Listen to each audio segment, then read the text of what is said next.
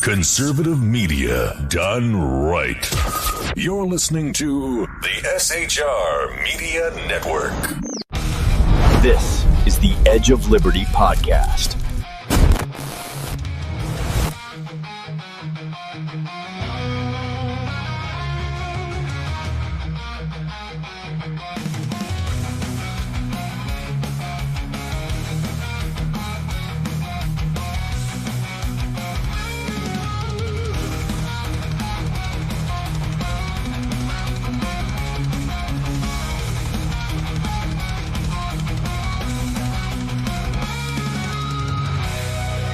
Get ready for truth bombs, belly laughs, the kind of accent that turns car into a two-syllable adventure. Here's your host, Sean.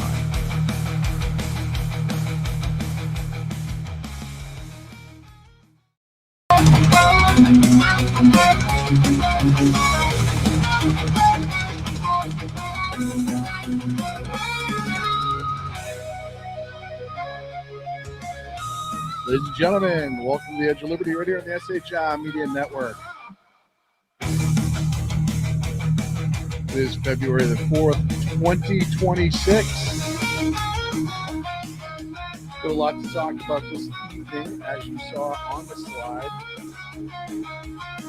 California, the UK, Iran, hitting them all. Some election updates or midterm stories, I guess is the best way to put it. But first, and I wasn't even going to talk about Minnesota tonight. I was actually trying to get a Minnesota free show. I know last show I didn't really talk about Minneapolis or Minnesota or anything like that, but, I had a guest. But I was really just hoping for my own sanity, I guess, at this point. But this is a good one. So I'm really not going to complain too loudly. Tom Homan spoke today, the border czar, and he explained what's going. Oh, I'm being told I'm low. Let me fix that. Sorry about that, folks. Thank you, Phantom. No, my sound was low. I figured out how to do the not ducking, the not auto ducking that it does. So that should be fine. I was messing with my levels earlier and I was just low. So I apologize. So Tom Homan is up there in Minneapolis, and he somehow was able to get a deal that should make things a lot easier for everybody in Minneapolis. And law enforcement officials about increasing coordination in a lawful way between the county jails and ICE to avoid public safety threats being released back in the community. While we had our differences, one thing was clear. We all committed to public safety for all who live in the Twin Cities. Mm-hmm. We have made significant progress under the direction of President Trump, working with state and local officials here in Minnesota, and I expect that to increase in the coming weeks. It's kind of funny after Homan goes up there, J.D. Vance goes up there, and now all of a sudden the government up there wants to play ball. It's kind of just, ironical, as my friend would say. We continue to have discussions. I'll have discussions this afternoon. We currently have an unprecedented number of counties communicating with us now and allowing ICE to take custody of illegal aliens before they hit the streets. Wait a second. Unprecedented cooperation. It's amazing how that might work.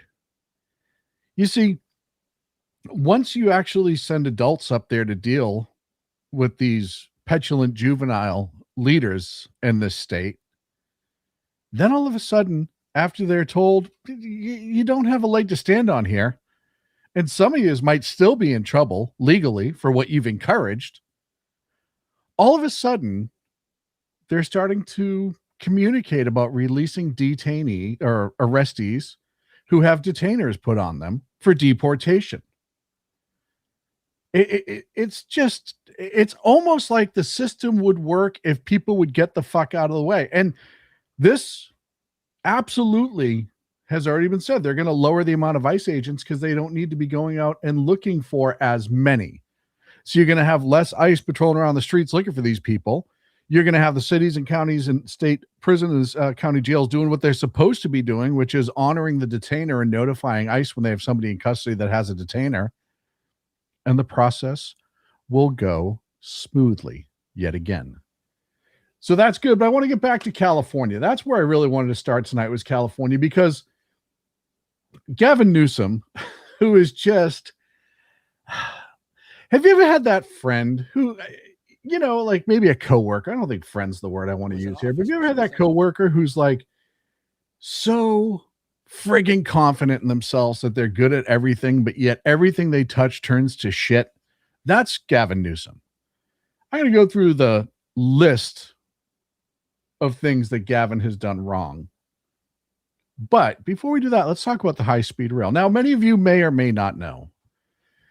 The high-speed rail to nowhere, it goes from Merced to Bakersfield. If you're not familiar with California, there's no reason to go from Merced to Bakersfield unless you are passing through to the other side. You may stop in Merced, you may stop in Bakersfield, but very few people have the need to go on that route specifically. There's nothing wrong with either city. That's just, it's not like going LA to San Francisco to Sacramento to LA maybe, which all of those things you can do in regular rail. But back, what was it? 2015, they said, hey, we're going to dump all of this friggin' money. At that time, it was estimated to be $35 billion into this train to nowhere, which is what everybody was calling it in California at the time. They put it on the ballot. People said, oh, free. I like trains, train rides. Yeah. Everybody loves a train. Nobody really paid attention. So the project starts. It's supposed to be done in 2020. Here it is, 2026. And we found out today that they're getting ready to lay the track soon. It's coming. It's starting soon. They're just edging California at this point. Yes, I said that. It's the biggest tease. And this is what, and I've said this before, this is what liberal politicians absolutely do on a regular basis. They are the stripper on the pole. The people that believe them, follow them, and love them are the ugly guy in the audience who keeps giving them money. And that stripper will pay attention to you as long as you keep giving them money. But at the end of the day, that stripper gets off stage, and no matter how many lap dances and no matter how many times she tells you she thinks you're so handsome, smart, and funny, they're going to go get in the car with the bouncer and drive home with all your money. And that's exactly what this project is turning out to be, because as of right now, the estimated cost went from $33 billion to $128 billion. This guy wants to be president, by the way. And this is just one project. I'm going to get into all the other shit that Gavin Newsom's done horribly. That's $95 billion over budget. That's like saying you're going to rebuild the deck for your back deck for $3,000. And it ends up costing you, I don't know, $35,000, right? It's just unreasonable. It's unrealistic. It's almost what, 4 times what they said it was going to be? So my deck analogy math was a little wrong. I apologize. And like I said, it's already 6 years past the fucking due date. They're just talking about laying track. And here's Gavin, who for some reason has decided it's best to put his face next to this project as much as possible. When I took over and got that baton passed to me by the previous administration, my first visits, the first day I was in office, was in the Central Valley. I said, I'll keep coming back over and over. You don't have to vote for me. You don't have to, care about me. I'm just going to prove you wrong that I don't care. I do care. And I have your back, and I want to keep coming back. So I acknowledge that. And this was a cornerstone of that commitment. And that's why I'm grateful as well to the legislature broadly. I hope they wiped off the podium when he was done. Yeah, he's going to keep coming back when he has anything to make him look good. Now they opened up what's it called? The trailhead or the trackhead. I'm sorry. It's a facility. And look, I'm not talking about the people that actually do the work. By the way, look for the guys that have the dirty hard hats and the dirty reflective vests. They're the ones that do the work. And then on top of this, they're now talking about starting a train that's going from San Francisco over to Merced. And they can't even do the 171 miles. 6 years past when it was supposed to be done. $95 billion over budget. Billion with the B. By the way, just in case you're not 100% sure, the state of California, the fourth largest economy in the world, as the greaseball likes to tell you. Fourth largest economy in the world is about $18 billion in the hole for this coming year. And potentially by 2028, $38 billion in the hole. This is Gavin Newsom, ladies and gentlemen. This is not at all a hiccup in Gavin's career. No. This is who Gavin Newsom is. And I'm going to talk to you about some other... I tell my friends all the time in California, look, you have to understand. People outside of California do not see Gavin Newsom like people. Even liberals and Democrats outside of California do not like Gavin Newsom.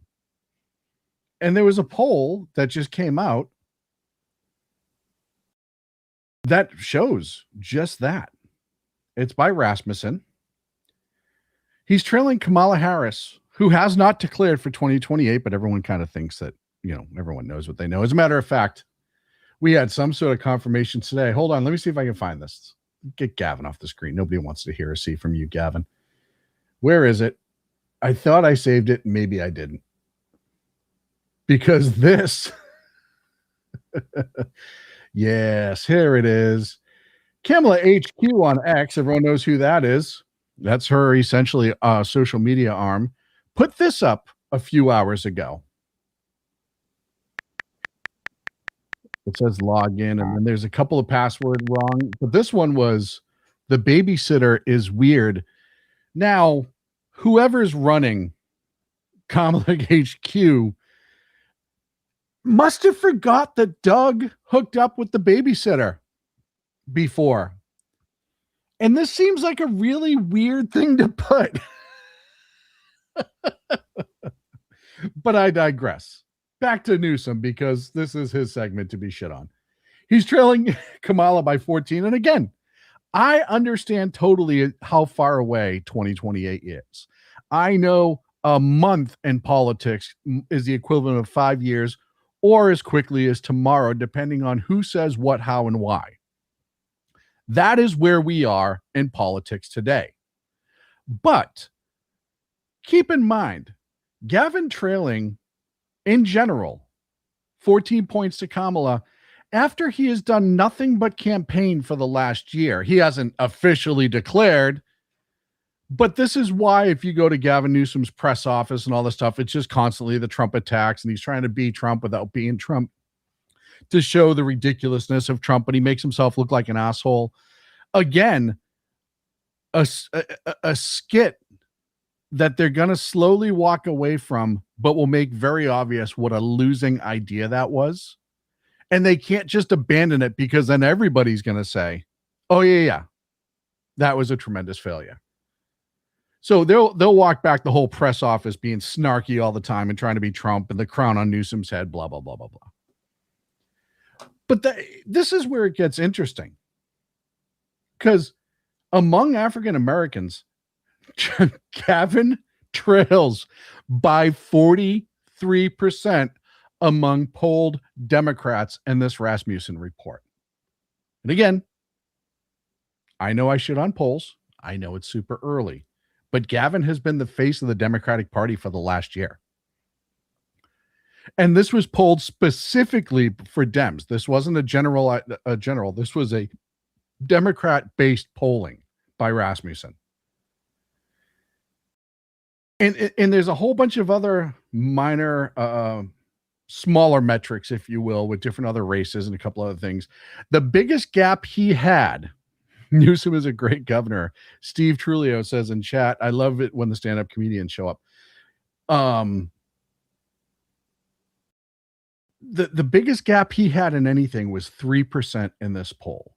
So despite the last year plus of Gavin Newsom running for president, running against Trump for some reason, even though Trump's not going to be in office, being dumb enough to fall into Trump's traps for things like DJT 2028 and all that other stuff, where he sent me all these hats, which was one of the funniest fucking things Whoever said, you know what, send Newsom the hats. They deserved a cocktail for doing that. But yeah, this does not bode well for Gavin. And I've said on this show, told all my friends in California, people outside of California sees what a shit show California is, and they don't want any part of it whatsoever. They don't want Gavin. They like Gavin for fighting against Trump, the Democrats do, because it's just anybody against Trump, orange man bad. We're all for it. We don't care what, like I said, there are people that celebrated the man got shot, so they don't care. As long as it's orange man bad, then you're on our team. But as we start to get closer to elections, and midterms will suss some out too, you're going to see that's when people start to take things more seriously, where the bravado online and the bullshit comes to an end and people start getting quieter about who they are and aren't voting for. Now, Gavin's probably big mad right now that Kamala put that out, because you got to remember that's going to be a primary slobber knocker, and it will be. And that's just between those two. That's not including Pete and some others who might mix into it. Booker's there, AOC's there. Both Booker and AOC were in the basement. I think Pete was third in most polling behind Gavin. But what are they going to hit Gavin with? Look, Kamala is going to be in the primary, just the primary, not the general. Kamala is going to be everything that she did during the last election to lose. That's going to be easy. But Newsom's going to be easy too for going after him. You have the COVID hypocrisy. French Laundry and NFL suites and maskless parties while everybody else couldn't go to the beach and people were getting arrested for windsurfing by themselves, right? The EDD fraud, $20 to $30 billion in improper payments while he was governor to residents while residents were struggling. Wildfire lies, claiming 90,000 acres were treated when it was really 11,000 acres, exaggerating by 690%. Cost of living, California has the highest gas prices and and taxes in the nation, both prices and taxes. It's why a large chunk of the middle class has fled California. It's why they're at a net zero right now as far as people moving to or from California. That's never happened before. It's almost even. It's why so many rich people are leaving, because Gavin pushed the floating of the billionaire tax for his own purpose. Remember, everything Newsom did is for Newsom for the last 2 years since he decided he was running. And then last time Kamala got the nod and he stepped aside a little bit. He didn't exactly give her a huge endorsement.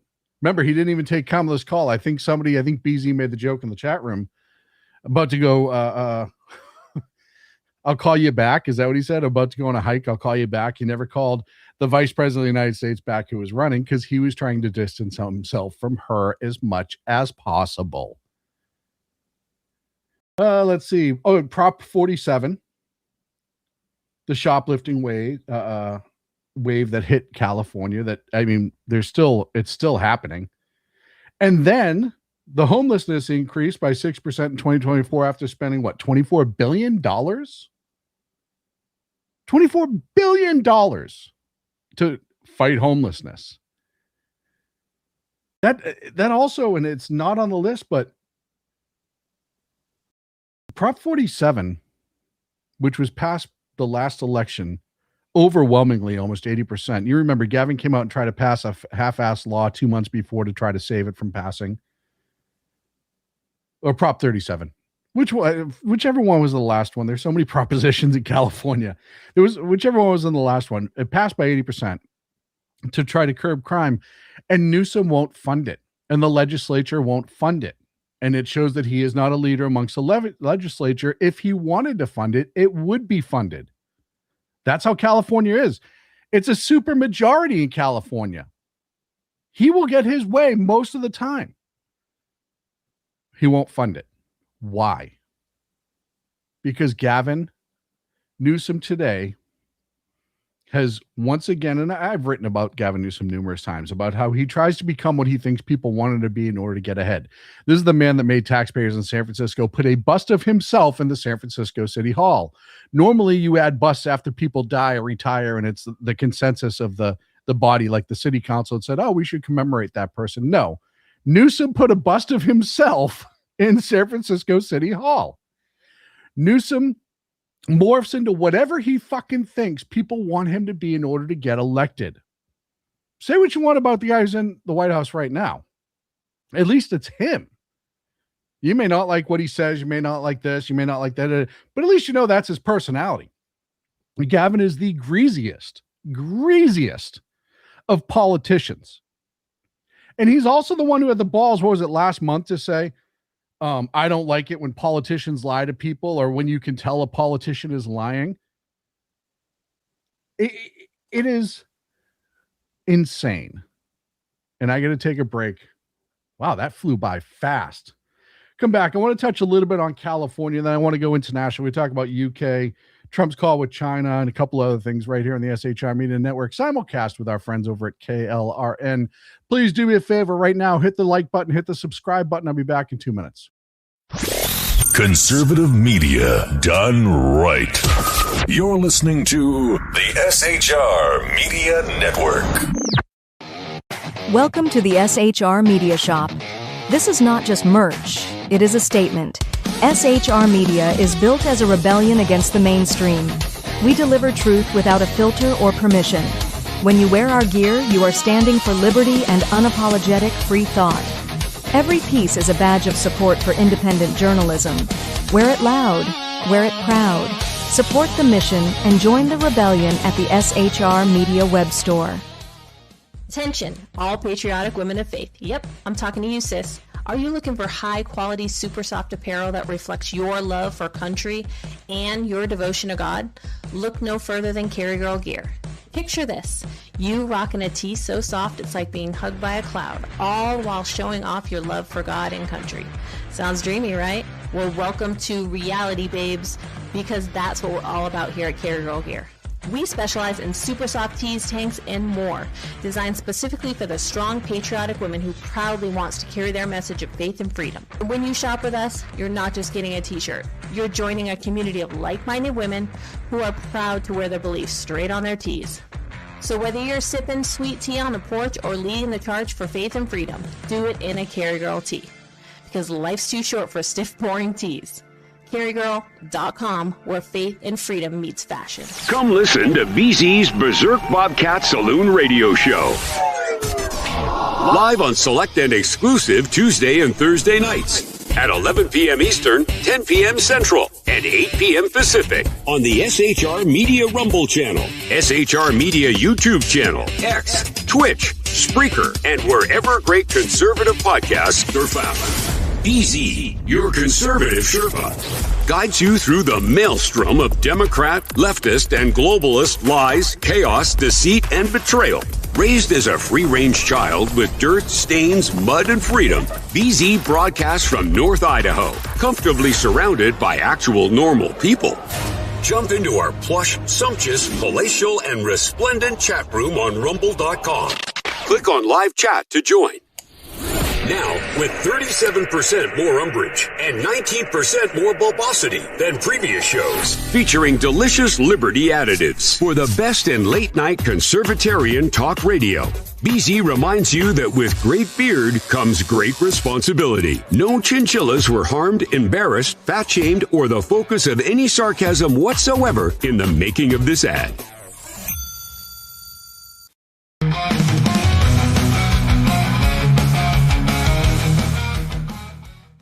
Ladies and gentlemen, welcome back to the Edge of Liberty right here on the SHI Media Network. Thank you so much for sticking around. We appreciate it. A few more little touch-ups on California before we move on to the UK. There was a debate earlier this week on Fox 11 down in LA. Amazingly, Eric Swalwell and Katie Porter, the two leading Democrats, were not there. You had Matt Mahan, Antonio Villargiosa. I hope I didn't hack that. I'm always really, really bad with names that have a ton of vowels in it because my brain does not process it right for some reason. Betty Yee, Steve Hilton. But Eric Swalwell and Katie Porter, mashed potatoes and crybaby himself, were not present, which you would think that, you know, seeing how Steve Hilton and Chad Bianco are the two leaders right now, that he would want to make an appearance. And it may have something to do with the fact that there is now allegations behind all of his cringe videos that he spent $200,000 in campaign cash on personal child care, which I'm no lawyer, but that's usually a no-no. You're not supposed to do that. This comes out with just so many other things of Swalwell making promises that legally he can't keep about, not giving ICE driver's license if you worked for ICE, unmasking them, which the supremacy clause, all of these things that keep Eric Swalwell being Eric Swalwell. And Eric Swalwell is trying to do his best Gavin Newsom impression by just becoming the politician that he thinks people want. And this is how far behind the eight ball they are on things. I know somebody who early on in his political career, when he was running for Congress, actually worked for his campaign. Did I have him on this show, or was I a guest on another show? It doesn't matter. But she said when he first started out, he was maybe slightly left of center. Maybe. He had a lot of so-called conservative views because the area that he was running in, believe it or not, had some large conservative pockets. It's one of the rare ones in the Bay Area. So that's what he ran on. And then as soon as he got in, he sprinted hard to the left. Now, when Daniel Mercury was on a couple weeks ago, who's also running for governor of California, Daniel Mercury explained how a lot of these candidates get sent contracts from all these big donors that they have to sign or personally be responsible. And it makes you wonder, and you're essentially selling your soul for the seat. That's how it works. So Swalwell is now running for governor. And all he's doing is rubber stamp everything that's being said by the left on social media to try to get elected. And you're going to end up in this state where I live, unfortunately, if you go with him, another Gavin Newsom or mashed potatoes, Katie Porter. Either way, neither one of them are positive for the state of California. Moving on to the second segment. So the UK got interesting. There's reports out right now that Keir Starmer may be stepping down in the next couple of days. Now, if you haven't followed UK politics at all, why would you? We have enough of our own politics going on in this country. I get it. Starmer has not been doing well lately. His support has been already in the dumpster. And now there's a scandal, and it's all about a man by the name of Lord, it's some weird British thing, Peter Mandelson, who is the U.S. ambassador from the UK, who was appointed by Keir Starmer. Starmer admitted today during PMQs that he knew Mandelson was involved deeply with Jeffrey Epstein. And now there's revolt in the party. Now, it's alleged that if he does step down, Deputy PM David Lammy is expected to take the reins as the interim prime minister. Labor is already catering to the polls, some as low as 15 to 20%. They're in the basement. While Nigel Farage's Reform UK party is surging right now. It could be the final nail in Labour for the UK. And you might say, Sean, why do you care? Well, I don't necessarily care per se. But the Labour Party is what led the UK into the situation that it's in today. The mass migration, the massive inflation, all the issues with the migrants at home, the covering up for the grooming scandals, all that stuff Labor has caused, and that has had national effects, international effects. Starmer has been a absolute weak, feckless individual, and now it looks like he's probably on his way out. Sticking internationally, but tying it back to America, President Trump today had a phone call with President Xi of China. Trump described the call as very good. This came just after Xi got off the phone with one Vladimir Putin, one of the biggest shitbags on the planet. And he is. But he unfortunately is the leader of a large nation. They talked everything from lowering more tariffs, because the tariffs, much like so many others, and Scott Bessent today said in Congress, I have that video to play if we have time later, the tariffs are actually working and China's coming to the table. Do we trust China? No, not as far as you can fucking throw them. Remember, Xi's a communist. He's going to do whatever's best for China.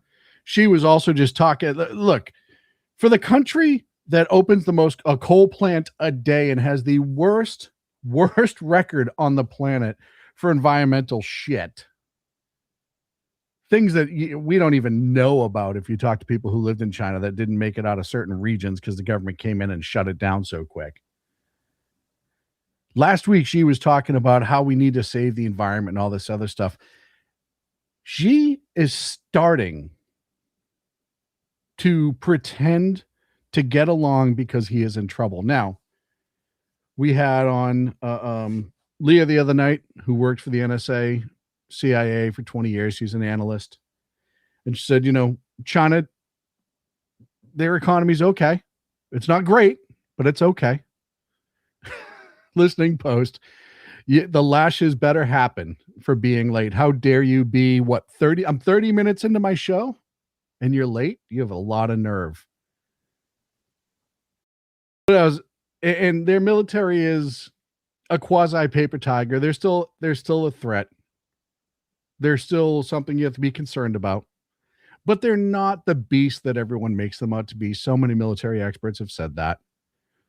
They put forth a good show, but as we saw with some of their aircraft equipment in Venezuela, or radar, I should say, it's not necessarily the snuff that it should be. And of course, they're threatening to Taiwan. And as we spoke the other night, Iran ties in directly to China and Taiwan because China gets 20% of its oil from Iran, which is why I put the poll up at the beginning of the show. So they discussed including soybean imports, selling to China from America, getting some money back then. And Xi apparently told Putin that any season is springtime and Russia-China's relations, but clearly he's also playing ball with Trump. So on his call with Putin, he said springtime, it's always springtime, essentially, with Russia-China relations. And then when he got on with Trump, he started to talk about, we'll buy more stuff from you. We'll lower some tariffs. We'll be good boys. And we don't really want to mess with you, which means that, the finger on the pulse, or the finger on the boot, on the throat, if you will, with China has actually been working. So now I mentioned Iran, and there was a video, and I'm going to play it. I always go back and forth. Look, I say a lot of things. I'm loud. I know that. I say a lot of things that probably upset some people. It's too damn bad. I know that. But I try not to show too much graphic stuff because I just don't need to shock and awe you every single time. But this one, when I find it, showed me just how bad it is getting in Iran. Now, the protests in Iran have been going on now since the 28th of December. Iran has apparently been slaughtering tons of people who are protesting, yet the people aren't going away like Iran had hoped. There are reports now that the Ayatollah is living in a bunker.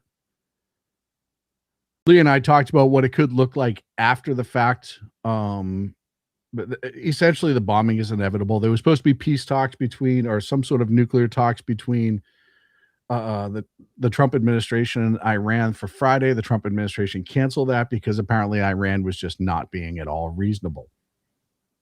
Shocking, right? Fucking Iran's not being reasonable. They throw gay people off roof. How can you say that? No, they do. They slaughter their own people for disagreeing, and not like an incident went sideways slaughter. No, mass slaughterings. Thousands upon thousands of people have died since the middle of January, maybe even earlier to today. So I'm going to show you this video. Viewer discretion entirely what was I saying?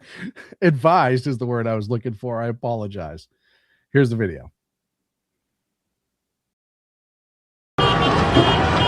That is an Iranian IRGC, police, law enforcement, whatever they call themselves over there, vehicle.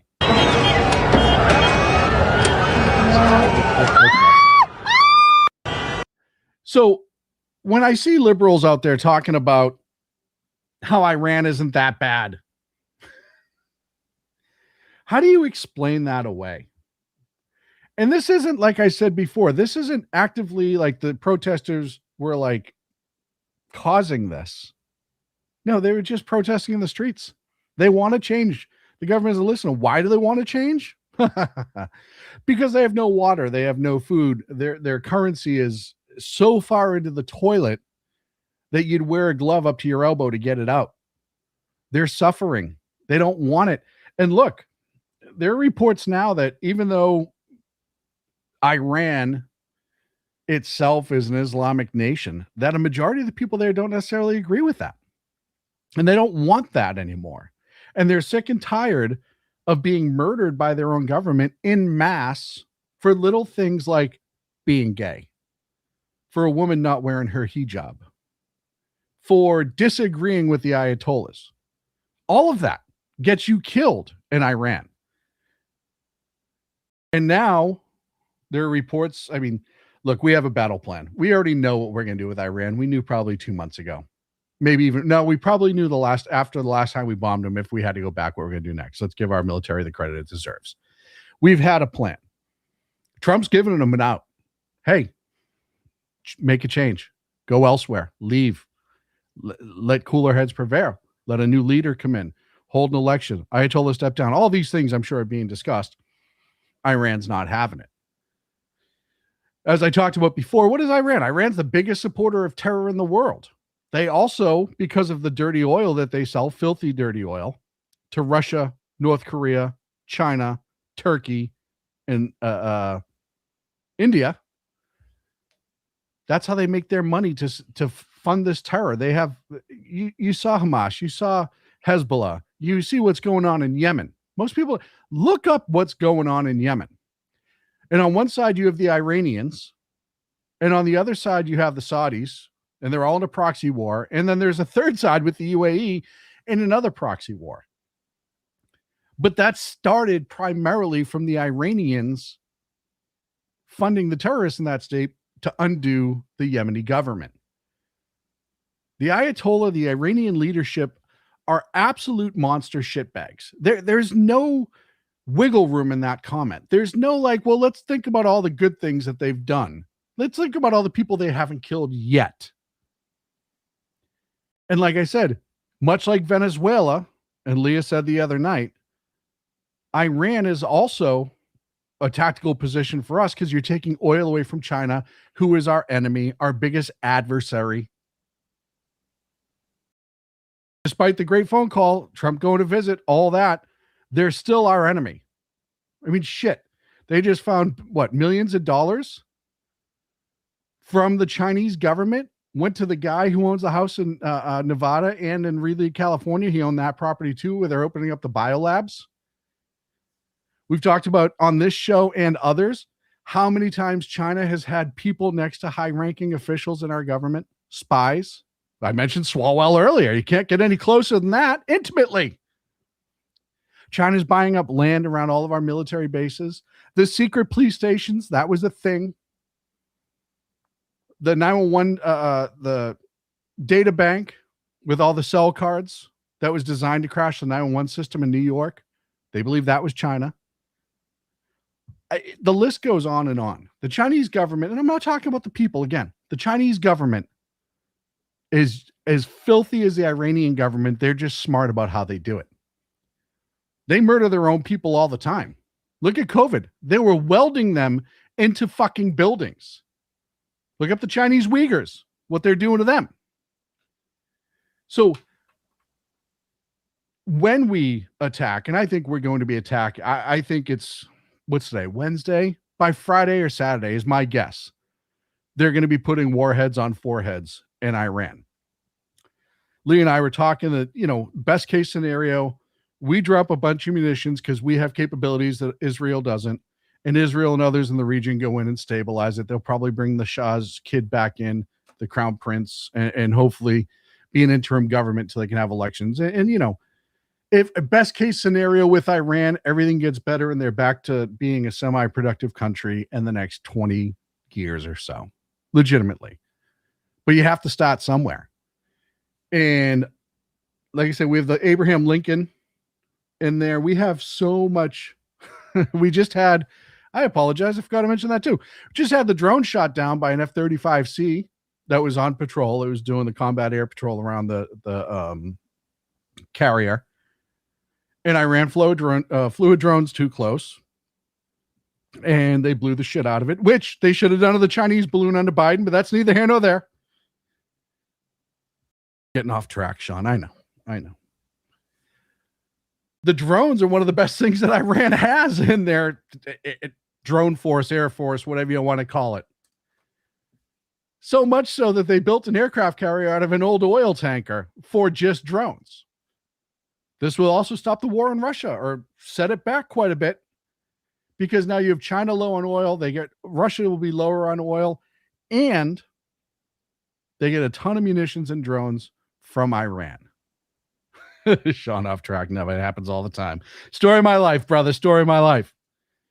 So it's coming. It's just a matter of when and what it looks like afterwards. I got to take a break. Last one of the night. Thank you so much for being here. Thank you to KLRN for the simulcast. Please, thank you, moderators. Please respect the moderators. Please respect the friends in chat. Even if you don't like what I'm saying, just be respectful about it. Not even for my sake. I could care less if you're mean to me, but the other people in chat who are here to actually try to have a normal conversation. We'll be right back. Conservative media done right. You're listening to the SHR Media Network. Welcome to the SHR Media Shop. This is not just merch, it is a statement. SHR Media is built as a rebellion against the mainstream. We deliver truth without a filter or permission. When you wear our gear, you are standing for liberty and unapologetic free thought. Every piece is a badge of support for independent journalism. Wear it loud, wear it proud. Support the mission and join the rebellion at the SHR Media web store. Are you looking for a way to boldly express your faith and love for your country? And check out Seven Armors, the premier apparel company for patriotic men of God, where faith meets freedom in style. Our t-shirts are more than just clothing, they're statements. Bold, stylish, and meaningful. From timeless messages to modern designs, we've got something for every patriotic man of God. Wear your beliefs proudly with Seven Armors gear. Don't miss the chance to wear your faith and freedom on your sleeve. Visit 7armors.com today and join the movement. That's the number 7armors.com. Hello, friends. Do you have a moment so that we may discuss our Lord and Savior Minarchy? No, seriously, I'm just kidding. Hi, my name's Rick Robinson. I am the general manager of KLRNradio.com. We are probably the largest independent podcast network that you've never heard of. We have a little bit of everything, and by that, what I mean to tell you is we have news, pop culture, special events, conspiratainment, true crime, mental health shows, drama productions, and pretty much everything in between. So if you're looking for a new podcast home to grab a little bit of everything that you love all in one place, come check us out. You can find us on X under @KLRN Radio. You can find us on our Rumble and our YouTube channels under the same names. You can also find us at KLRNradio.com and pretty much every podcast catcher known to man. So again, feel free to come check us out anytime you like at KLRN Radio. Welcome to the Reaver of Common Sense, where we cut through the noise of news and politics with a sharp edge. Tune in every Monday and Friday at 9 p.m. Eastern Standard Time for a refreshing dose of reality. We fearlessly tackle the tough topics with no nonsense, just pure common sense. Visit shrmedia.com to discover where you can catch the Reaver in action. He is here to amplify your inner logic. He may not always be polite. He may not always be refined. But one thing is for sure, he always tells it like it is. The Reaver of Common Sense.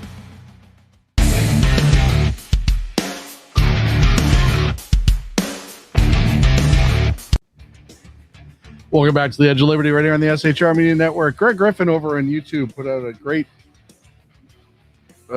comment. And says, who profits the most from land purchase in the U.S. by the Chinese, U.S. politicians?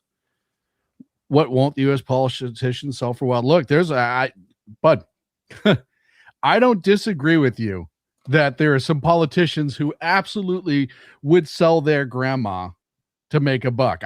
On both sides of the aisle. I'm not saying it's one or the other. They're absolutely on both sides of the aisle. I will agree with you there. Speaking of grandma, shout out to Grandma Ever, who's watching on YouTube. I appreciate you, and all the other people in chat. Thank you so much. Steve Trulio is over in chat talking. Thank you, Steve.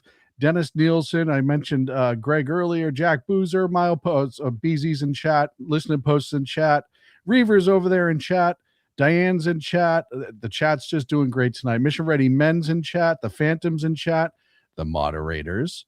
Let's see. A couple other people who may have been in chat that I can't scroll all the way back.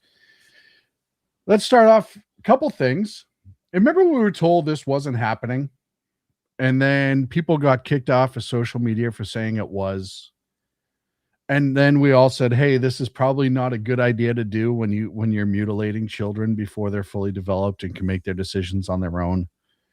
And the parents that were doing this were a problem and all that. And everyone said, oh, you're a monster. You're a monster for not letting a 12-year-old lop off their penis. You're a monster for not letting a 14-year-old lop off her breasts and then take cuts out of her arm to make a fake penis. How dare you? They deserve to be heard. Yada, yada, yada. This is even doctors agree that this is an okay thing to do. And then today, the American Society of Plastic Surgeons recommended against gender transition surgeries for youths, becoming the first major medical association in the U.S. to narrow its guidance on pediatric gender care. Glad somebody finally said it. Look, I know they're not the only ones who've said it. I know a couple other smaller groups have, and everyone called them lunatics and attacked them for it. But it raises the question of where do they see this is going? And I think it was on BZ's show last night. He mentioned a couple other cases. And now you're looking at some people who are potentially suing doctors now that they're adults. And doctors now that they're adults and potentially their parents. And that is a huge, huge issue.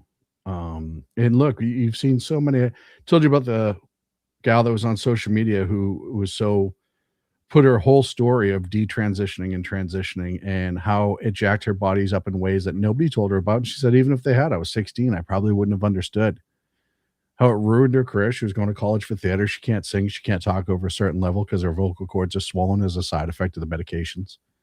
And the female body is not meant to take the swollen vocal cords. We're built differently. So it's good to see that finally getting spoken about. Jasmine Crockett, who you haven't heard a lot about lately. That's on purpose, because she's really not doing much of anything other than think that there were a lot in Senate and not doing a very good job at it.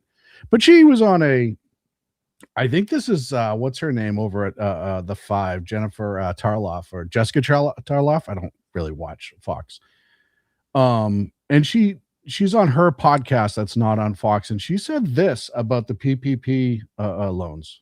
I think that there were a lot of things that, because we were in a unique set of circumstances, that they handled in ways that you wouldn't normally handle them. We know that there was an insane amount of fraud as it relates to PPP loans, that kind of stuff. We know that as it relates to people that were seeking refuge in our country, as it relates to the pandemic. There was massive fraud with the PPP loan. We know that, she says, and then says it's relation to people who are refugees in our country during COVID. She just admitted to everything that we've been saying about the fraud with the legals. Everything. She just admitted it. And it wasn't a moment of honesty. It wasn't her trying to right the ship. It was accidental honesty. She just admitted, and that's going to get played 1 billion times. 1 billion times. And then we have the photo ID argument in this country. Now, I'm going to play this. This is CNN, mind you. This is the liberal mind hive capital of America. And they're actually admitting this about voter ID. Take a look here. Favorite photo ID to vote. 85% of white people favor it. 82% of Latino. 76% of Black Americans favor it. So the bottom line is this. Voter ID is not controversial in this country. A photo ID to vote is not controversial in this country. It is not controversial by party, and it is not controversial by race. The vast majority of Americans agree with Nicki Minaj that, in fact, you should have a photo ID to be able to vote. I love how he had to throw in the little Nicki Minaj deal. Like, this is her champion. She agrees with it, but it's not like she's the champion of voter ID. We've been screaming about it for years. For years. But let's break that down. We were told it's immoral because minorities can't get IDs, but you have 76% of black voters who want it, 82% of Latino voters, 71% of Democrat voters, 95% of Republican voters. This is the most agreed upon topic or bill that we've probably had in years.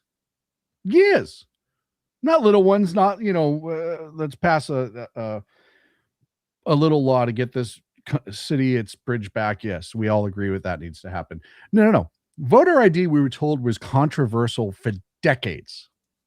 How dare you when we brought it up? How dare you? And always saying, look, it's not that hard to get an ID, and we have other options than just the DMV. We can work on things. We'll meet you in the middle. I personally have no issue paying for people to get their IDs if we passed voter ID. I would, yeah, okay. Because that's how much it matters to people in this country and how important it is. You go read the founders. You go to shrmedia.com. Look at the Federalist Papers. You can see how important and how crucial a secure vote was to them. And it still is today. And look, if there is no fraud going on, and this was never an issue, if nobody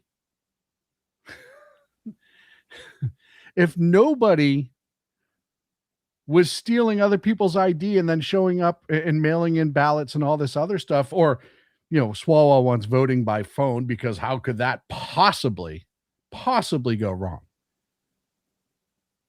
But if all that wasn't happening, then you gain nothing. But if it was happening, then you gain the sanctity of votes back for people and people who shouldn't be voting. I think part of the SAVE Act should be that every single state before an election cycle has to purge their ballots and make sure and verify. It just has to happen. You can't have, what was it, California? It was 60,000 dead people that were still on the polls or something like that. I could be off a little bit here and there, but it still should never happen. And I'll tell you right now, Tim Burchett has been one of my favorite people in Congress lately. He's called out both sides. He's trying to spearhead that nobody in Congress should be able to do stock trades while they're in Congress. He's trying to absolutely end that in a bipartisan way. He co-founded that bill, or co-sponsored that bill with with Jayapal. I think that he is absolutely one of the best people in Congress today. Could change, but right now. But he went on CNN again. CNN had him because this is no longer a controversial issue and this should just be passed already, but to make his case. And I know what he's saying. He wants to put good barriers in. An attorney told me one time, good fences make good neighbors. And I think we need some good fences in our election laws in this country. Absolutely. There's nothing wrong with securing our elections. This should not be controversial. The only reason it's controversial is because liberals want it to be controversial, because there's a good chance that they want some extra people voting. It's the same reason why they're fighting against deportations for redistricting. And then when there's a tragedy, they fundraise on it. Other quick story. What do I got? 7 minutes left? Yeah. I don't know if you heard about this, but from the LA Times, the mayor of LA, Karen Bass. You remember Karen Bass? She was the one who was gone when the fire started. She's the former representative. She spent a lot of time in Cuba as a kiddo. Apparently told the interim fire chief Villanueva that the report could expose the city to legal liability, so to make a change in it, she wanted the key findings about the LAFD's actions removed or softened before the report was put to public. We talk about politicians, especially in California, trying to rewrite your reality. Here's another one for such a controversial thing. And right, it shouldn't be controversial. LA fucked up. The fire department fucked up. The mayor fucked up. The city fucked up. And they were trying to hide it. Absolutely just insane. And that doesn't even include, I'm going to go back to California for just a second. There's a state auditor found a single commercial building in Van Nuys in California registered for 112 different hospice agencies. 112. Which is just insane to me, in one center. And apparently, enrolling seniors who are terminal into Medicare by the thousands illegally, LA County alone has nearly 2,000 providers, and which is more than 36 states combined. Attorney General Rob Bonta finally called it an epidemic this week. So now it's okay. Now we're going to deal with the fraud, and we can talk about it, mainstream media and others, not necessarily us here, because Rob Bonta said, oh, yeah, this is a problem. They're bilking millions of dollars from Medicaid and other places through these phony hospice agencies. And it's once again put that little check mark on Gavin Newsom, because that happened under his watch as well. Let's see a couple other stories before we go to end. Hey, remember when everybody freaked out during the election because negative things were said about Haiti? And we're talking about deportations. The liberals want to remind you that you can't send anybody back to Haiti because it's a death sentence. Sending these people back to Haiti is basically a death sentence. And that's why we were asking the administration to open up their hearts and to extend this TPS. So now it's a death sentence. And Haiti hasn't suddenly turned. Haiti's been Haiti for a long time now. Yes, they're in the middle of a not civil war where there's like a president, but he's not really doing anything. And then there are terrorists running through the streets. But now, all of a sudden, sending people to Haiti is a death sentence because Haiti's such a bad and horrible place. And that just sums up how quickly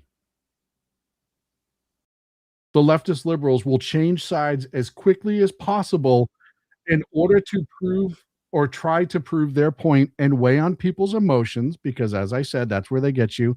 They remove the logic and they just charge people up emotionally.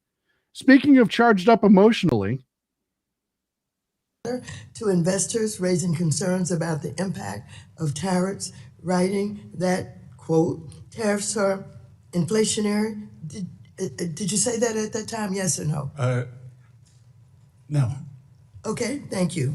Okay, we have a New York Times article that, agrees that you New York said that. Times. Then last summer, when you testified before a Senate committee, you said, and I quote, there is no... Before this happens, just pay attention to this dude in the front of the camera right here. Look at the smirk on his face.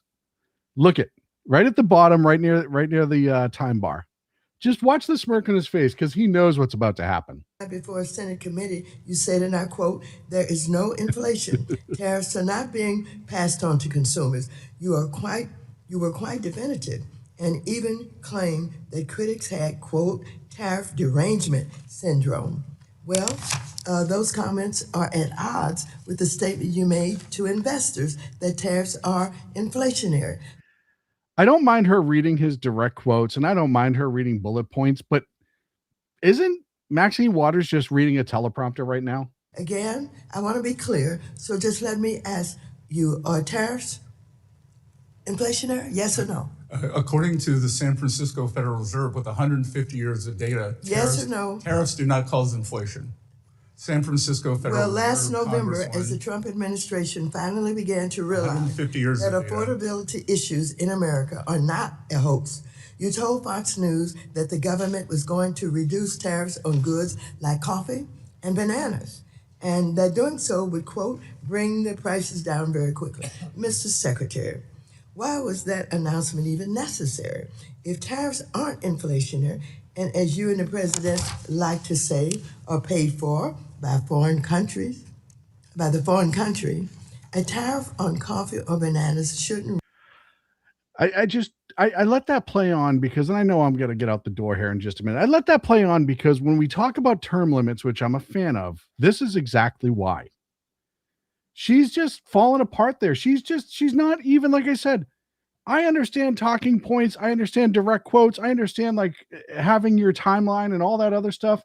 She's just reading a damn teleprompter, and she's not even the one who wrote it. And then she freaked out because Bissett pushed back a little bit, and she did the absolute favorite thing that I love when Democrats do.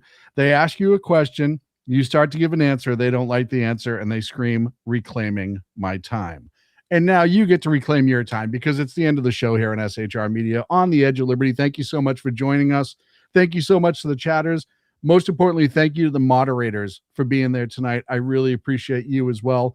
Please like and subscribe to this channel. We would greatly appreciate it. We're pushing 1,000. I don't know where we're at now. We're at 950 when we started the show. Like to cross that 1,000 mark. Check out shrmedia.com. You can get the 250 reasons to read source documents t-shirt there, as well as your favorite shows on SHR Media. I hope you have a great week. I'll see you Monday. Pardon me. But check out some other great shows we have on SHR Media every Monday and Friday, 6 p.m. Pacific, 9 on the East Coast. You have the Reaver of Common Sense with my bud Jersey Joe. Tuesday and Thursday night, 8 p.m. Pacific, 11 on the East Coast. You have the bulbous one, BZ, with the Berserk Bobcat Saloon right here on SHR Media. Tuesday, Thursday morning. Mission Ready Men, 9 a.m. Pacific, noon on the East Coast. And then when he gets around to it, The Lost Wanderer shows up on our YouTubes on Sundays, usually around 5 o'clock every couple weeks to tell you just awesome stuff. And that's a totally different show, not at all political, but a lot of fun. So check it out. You can follow me on X, the number 2 Against Tyranny. I will see you Monday at 8 p.m. Have a great night. Thank you.